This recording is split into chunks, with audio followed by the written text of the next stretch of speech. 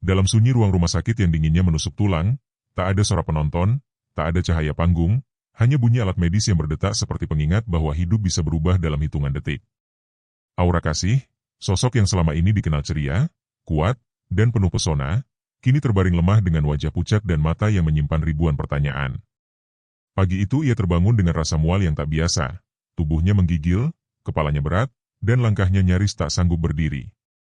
Tidak ada yang menyangka keluhan sederhana itu akan membawanya ke ruang perawatan yang penuh kecemasan. Setiap tarikan napas terasa berat, seolah ada beban besar yang menekan dadanya, sementara pikirannya dipenuhi bayangan terburuk yang tak bisa ia hindari. Di balik dinding putih yang sunyi, kenangan masa lalunya berkelebat tanpa izin.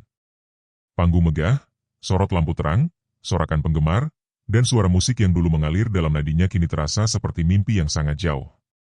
Aura yang dulu menari dengan penuh percaya diri kini harus berjuang hanya untuk duduk dan menahan rasa nyeri yang menjalar ke seluruh tubuh. Dokter datang dengan wajah serius, menyampaikan hasil pemeriksaan yang membuat suasana mendadak berubah tegang. Kata demi kata terasa seperti palu yang menghantam kesadarannya.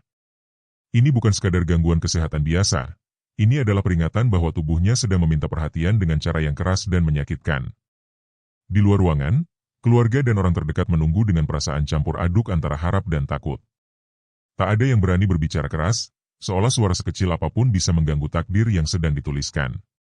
Aura menatap langit-langit ruangan, mencoba menenangkan pikirannya, namun air mata tetap mengalir tanpa bisa dicegah. Dalam hati ia bertanya, mengapa sekarang?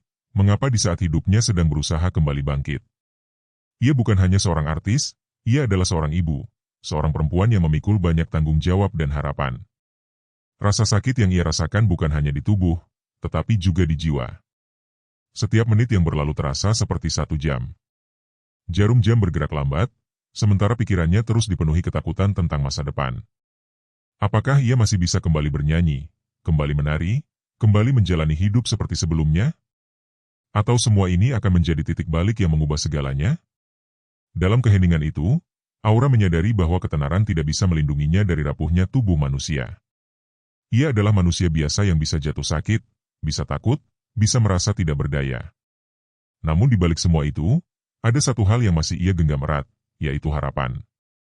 Harapan bahwa rasa sakit ini tidak akan mengalahkannya. Harapan bahwa ia masih bisa bangkit, berdiri, dan kembali menghadapi dunia dengan senyum yang pernah ia miliki. Dokter memberi arahan, perawat bergerak cepat, dan keputusan penting harus diambil.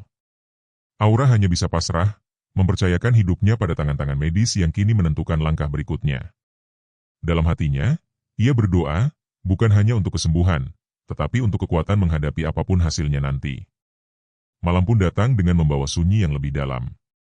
Lampu kamar redup, dan hanya suara alat monitor yang menemani. Aura menutup mata, mencoba mengumpulkan keberanian yang tersisa. Di balik rasa mual dan nyeri, ada tekad yang perlahan tumbuh. Ia tidak ingin dikenal hanya sebagai artis yang sakit, tetapi sebagai perempuan yang berani menghadapi badai hidupnya sendiri. Kisah ini bukan hanya tentang rumah sakit dan penyakit, tetapi tentang rapuhnya manusia, tentang ketakutan yang tak bisa dihindari, dan tentang harapan yang tetap hidup meski berada di ujung ketidakpastian. Inilah momen yang tak pernah terlihat di layar kaca, sisi lain dari kehidupan seorang bintang yang selama ini tampak sempurna.